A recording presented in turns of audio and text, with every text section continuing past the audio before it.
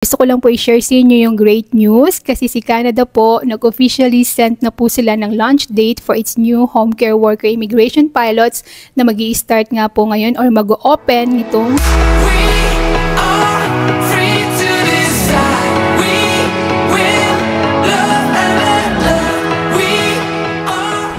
Hello everyone! Welcome and welcome back to my channel. At kung bago po kayo dito, hi! My name is Jane. Kamusta po kayo? Thank you for stopping by. In today's video guys, gusto ko lang po i-share sa inyo yung great news kasi po ang Canada po nag-officially set na naman po sila ng launch date for its new home care worker immigration pilots na mag-open po ngayong March 31 na darating this year, 2025. Ano nga po bang ibig sabihin nito guys? So bago ko po ulit yung simulan, gusto ko po muna ulit magpasalamat po sa lahat po ng mga nagtiwala at nag-subscribe po sa aking channel. At kung di pa po kayo nakapag-subscribe guys, please consider subscribing in my channel at hit nyo na rin po notification bell para ma-notify po kayo sa aking mga next video. At yung nga guys, hindi ko na po sasayangin yung oras nyo. Pansin nyo ba, iba yung background ko ngayon. Nandito ako sa office since na short video lang naman po ito i-share ko sa inyo. Gusto ko lang po talaga kayo update para makapag-ready din po kayo. Lalo na po sa mga caregiver dyan. At yun nga guys, umpisahan na natin. Ano nga po bang ibig sabihin na to? These new programs will replace the previous caregiver pathways na mag-aalaw po sa eligible home workers na mag-apply po ng permanent residence upon arrival. Ano po ba yung mga eligibility requirements at sino po ba yung pwedeng mag-apply? Para po maging qualified kayo sa bagong caregiver pilot program na to, dapat guys, i-ready nyo na po yung inyo pong language requirements. Kailangan inyo pong language requirement is CLB4 or higher sa English or French. Kailangan rin po meron kayong education na equivalent po sa Canadian high school diploma.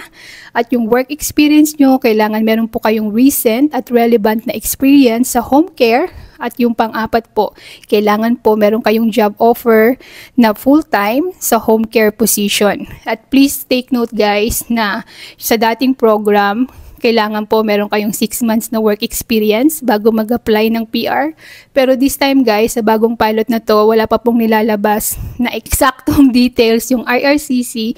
Kaya hintayin na lang po natin yung further updates mula sa IRCC at i-update ko rin din po kayo guys. Hantayin nyo yun. At syempre, bigyan ko po kayo ng background at updates din po sa immigration pilot program na to guys. Actually, IRCC first announced plans for these new caregiver pilots last June 3, 2024 at sinira po ng IRCC pansamantala yung home child care provider at home support worker pilots last year din po ng June 17, 2024 at yung iba pa pong mga past caregiver programs na nagsara ay yung una-una po ay yung live-in caregiver program noong 2014, Caring for Children and People with High Medical Needs Pilot, 2019 din yun guys.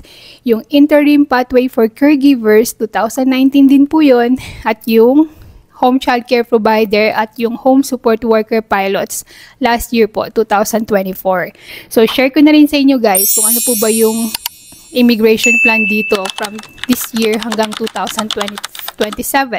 Una po, IRCC has allocated 10,920 spots under the Federal Economic Pilots, which include yung new caregiver immigration pilots, agri-food pilots, rural and northern immigration pilot, at saka yung economic mobility pathways pilot. Magandang balita ito guys para po sa mga gustong magtrabaho dito bilang caregiver dito sa Canada. Kaya stay tuned po kayo sa more updates. So, yun guys, that's it for today's video. Sana nagustuhan niyo po ito, na-appreciate niyo or nakatulong tong video ko sa inyo ngayon. And if you do guys, please hit the like button. At kung meron po kayong mga questions, feedbacks, or gusto pong mga itakal sa aking mga next video, please feel free to comment. I want to connect with you in the comment section.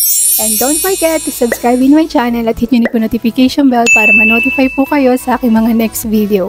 Thank you again guys for watching. See you on my next one. At lagi po kayong mag-iingat and good luck din po sa application nyo. God bless. Bye!